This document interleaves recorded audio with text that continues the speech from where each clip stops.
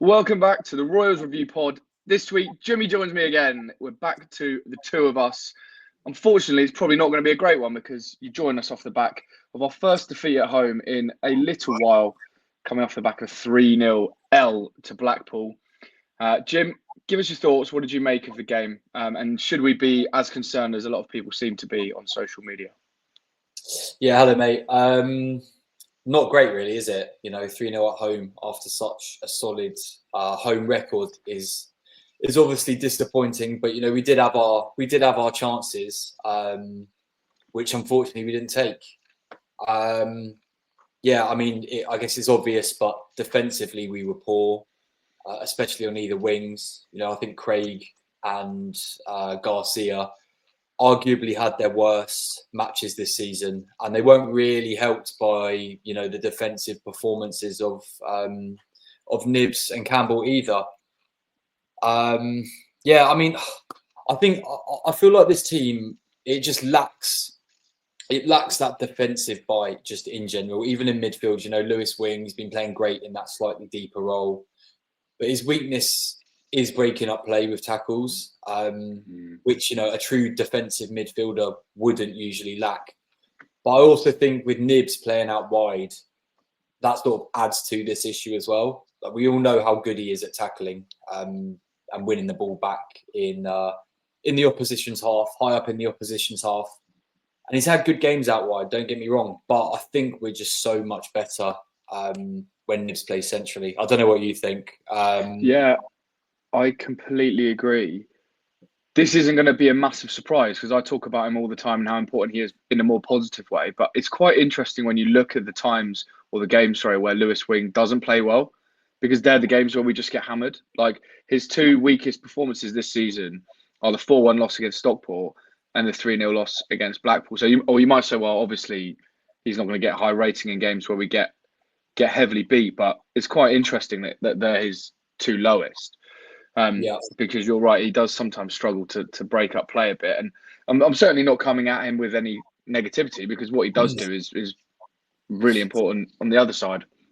Yeah, and obviously he won Man of the Match award in the two previous games, so it's like it's just one of those things, isn't it? Like we said pretty much at the start of the season, like, there are going to be games like this where we just lose. Like, well, yeah, exactly. Don't think you need to really overthink it too much. And I think a lot of the commentary on social media is like, it's such a massive overreaction. Like, okay, yes, things aren't great. Losing 3-0 at home is certainly not great. But I think people, Reading fans particularly, and it's probably not just a Reading thing, but that's the club that I'm invested in. But it feels like when Reading lose, it's the worst of the worst of the worst. And when Reading win, it's the best of the best of the best. Like, sometimes it's just somewhere in the middle. Not great, but I think we can probably move on from it. Did you have anything else you wanted to cover off on the Blackpool game? Yeah, I mean, I guess, look, we still created chances, dominated in possession. These are all things that we saw under Sellers as well. They're sort of two areas which we were always at the top end of the scale with. But I think ultimately we just weren't clinical enough. Obviously, Nibs missed a really good opportunity. I don't want to spend too long complaining about the game, but it was also another example of horrendous EFL refereeing. Stonewall penalty in my eyes, which could have and probably would have changed the game. So yeah, are people overreacting? I think yes. Basically, just from what you've explained there, when Reading win, it's amazing. When they lose, it's literally the end of the world. But if you look at our position off pitch and where we are on pitch, realistically, we should be happy, to even be challenging in this league. We're still in the playoffs. We played against top of the league last week, and games are coming thick and fast. So I think it's just time for Noel and the team to just learn from the mistakes that were made against Blackpool, and then just kick on. We've got not Huddersfield. We've got Lincoln, who just played Huddersfield, coming up in a few days' time. I mean, I'm guessing I'm answering this for you as well, but all I'm really looking for is, and it was the same when Sellers was in charge, if mistakes have been made, what have they done to address them, and have they been addressed where possible? Obviously, we've got a really thin squad, so nothing's it's not going to be perfect. But yeah, I'm just looking for those improvements each week, and I'm certain we'll be all good, as long as we don't get any points deductions. Yeah, for sure. I mean, that is the big thing, isn't it? Is that I was actually speaking to a couple of guys at work who are obviously big football fans, and they don't support Reading, so they're neutral, and they're just like, yeah, you guys are doing really good, but you're probably going to get anywhere between -12 to 20 point deduction if you go into administration. And I'm like, yeah, that would leave us in the relegation zone currently. I believe if we were to get a 20-point deduction, we'd be second bottom. So anyway, let's talk about something a little bit more positive. One thing that is obviously worth mentioning, Noel Hunt coming in, we know that, but he hasn't had very much time with his staff. Like, we were together, weren't we, when we saw the news that Nigel Gibbs and Michele Ledgerwood were going to join him in the coaching staff and things.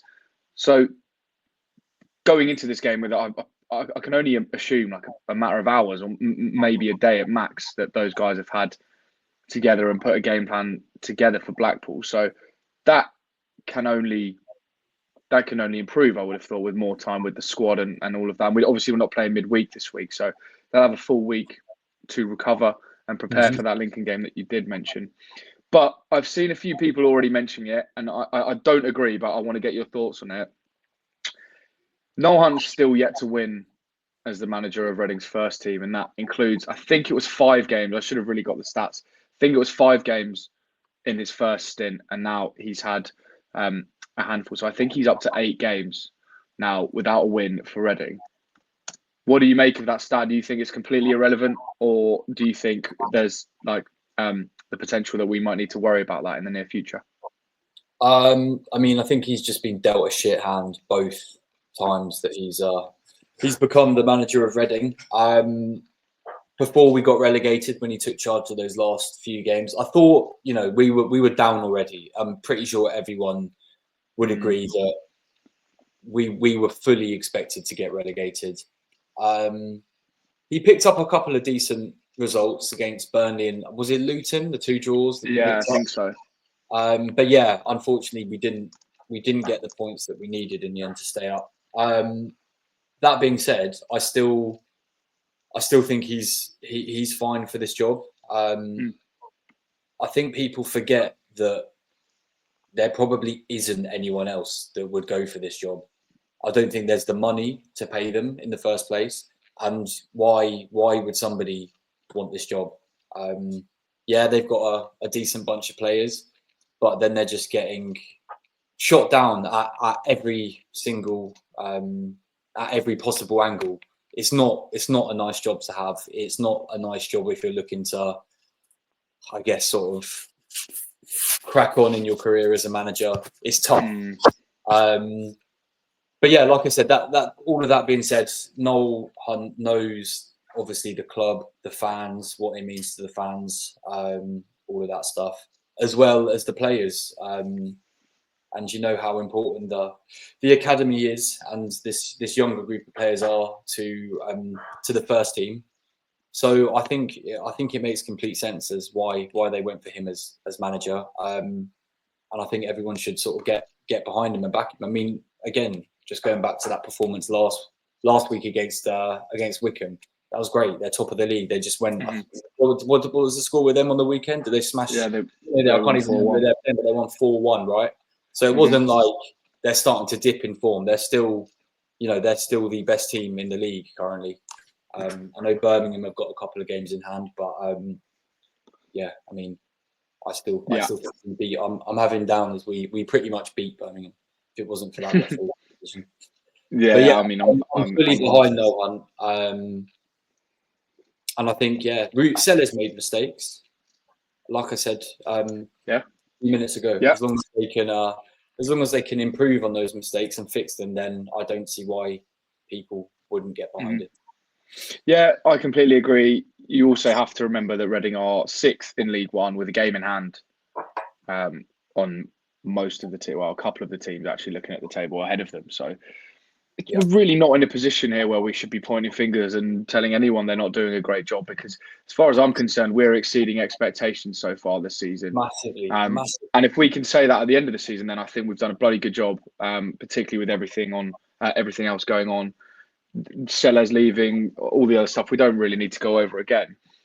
But I mean, even now, if you'd have told me that we'd get to the middle of December at the start of the season and we'd be in the playoffs, I probably would have just laughed at you and thought, yeah, all right, we might be in the top half, but I didn't think 6. And with a game in hand too, I know we could be a lot worse off. So yeah, I think Noel Hunt is the right man, as you say. And one thing that I love about Noel Hunt is he knows the Reading way, like the way that Reading always were when things were ran well, and the kind of ethos that Reading employ, and the fact it's a family club, and yeah, as you say, there's a large focus on the academy and all that kind of stuff, which I actually think does go a long way, because we've definitely had some managers, well, not Sellers, but recently before Sellers, that have maybe neglected that Reading way. I mean, let's be honest, they definitely have neglected that Reading way, and which is arguably why we have some of the issues that we have today. So yeah, I'm right behind Noel Hunt. So I'm hoping he gets his first win, so any naysayers can kind of get off his back, and we can kind of forget about the fact that he's a new manager at like first team level, and just start to look forward, because yeah, it's not going to do him any good at all for people to be on his back at such an early stage in his career. Yeah, exactly. Just jumping in, just looking back at the table this time last year, match day 19, I believe. Have a guess. Where do you think we were at? We're like probably bottom, or like 20th. I'll go 20th. Nah, 24th, rock bottom. Yeah, I mean, this was, I guess, the worst part of our season. Yeah. So yeah, fast forward a year. Obviously, not much has changed off pitch, but we are in the playoffs. Yeah, I don't really see how you can complain too much. Yeah. Have you got it there? Have you got the table there from last year at this time? I do. Yeah, it's still. What are the points? Because I've got this year, so we can compare. Reading had 14 points after 19 matches. Yeah. 5 wins, 3 draws, and 11 losses. So we're basically doubled. We've got more than double the points.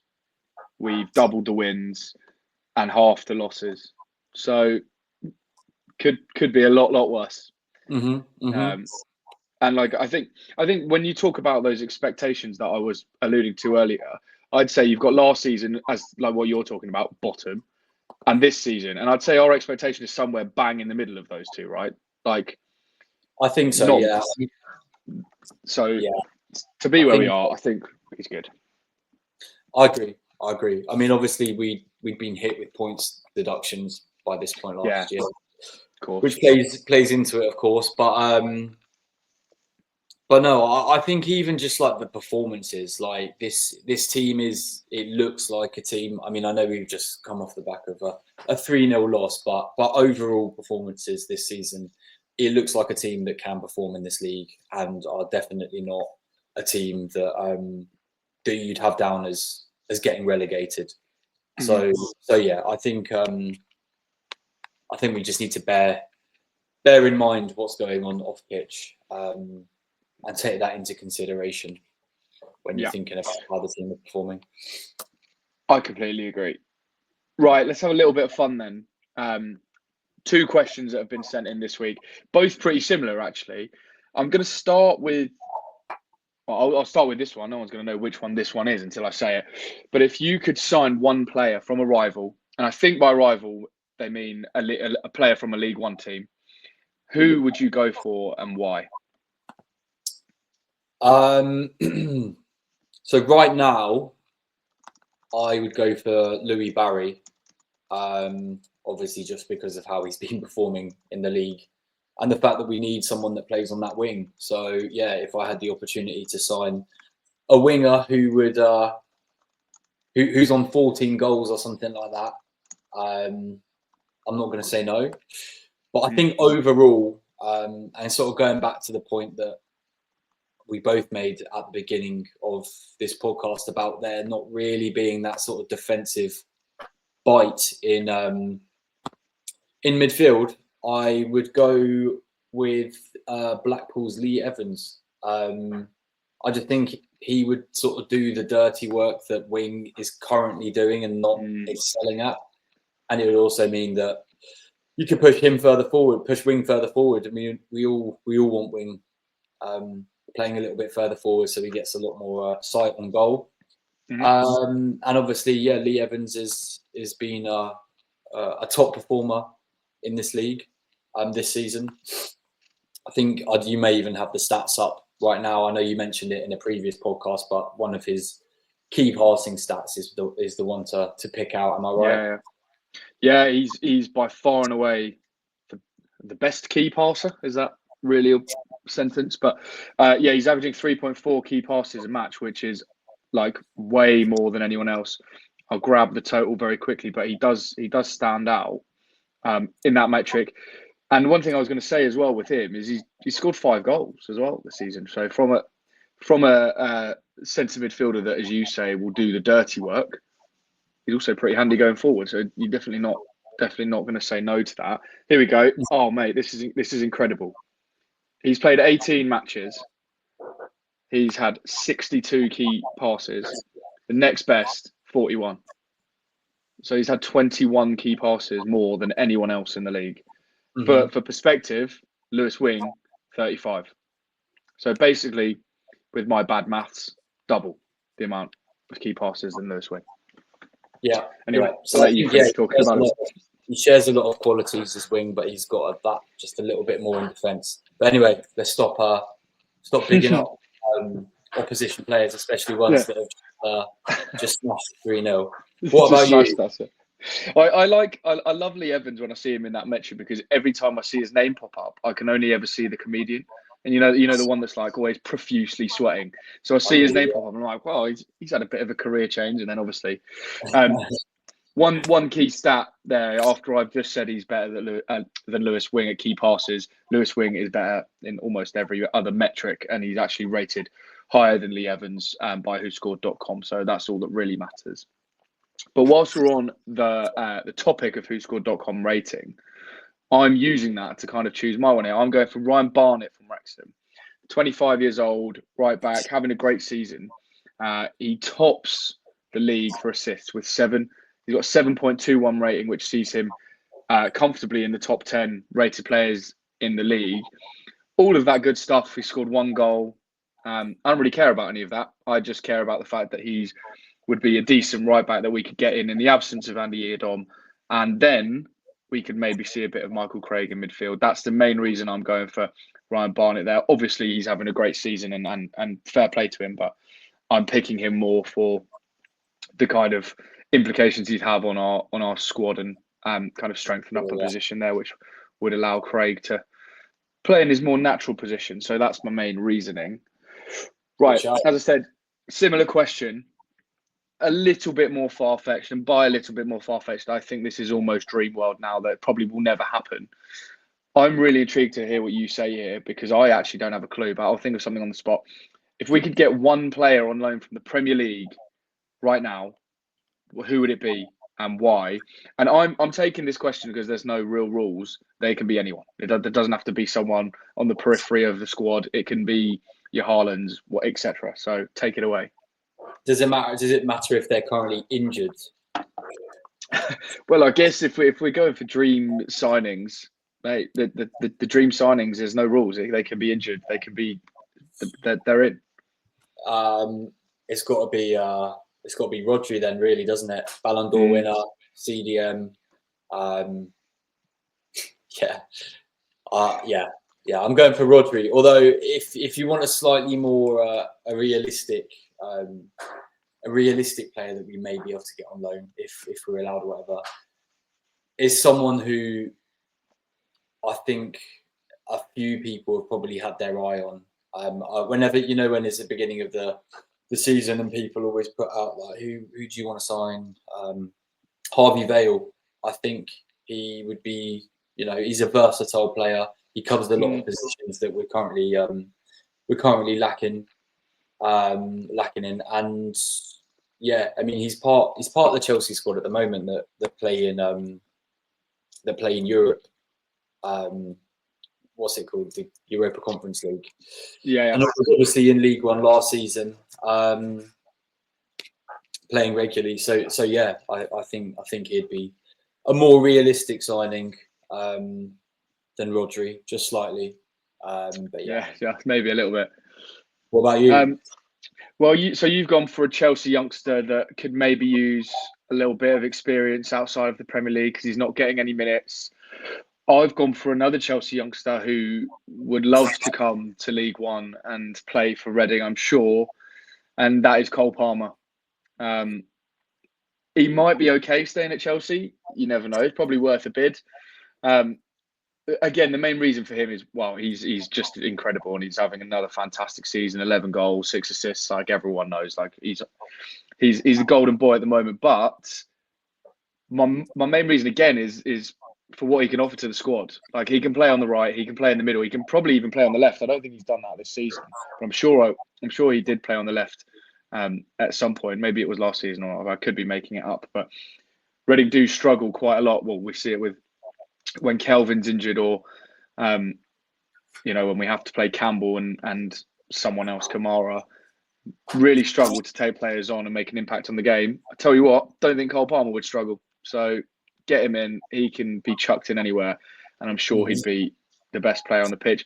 I'd love to think of, although you were saying earlier that you want to put wing further forward, and I'm saying, well, why not just put Cole Palmer further forward and leave wing as it is? But maybe we can dream of a midfield of Rodri and wing and Cole Palmer just in front. That would be pretty nice, and I would have thought we might make the playoffs even with a 20-point deduction if that was the case. But there we go. That brings us to a close then for this week. Thanks very much as ever for joining me, Jim. Hopefully we have a more positive result to talk to you about next week. But until then, enjoy the game against Lincoln, and we'll catch you next time. Come on, you Ars! Malcolm, mate. Cheers.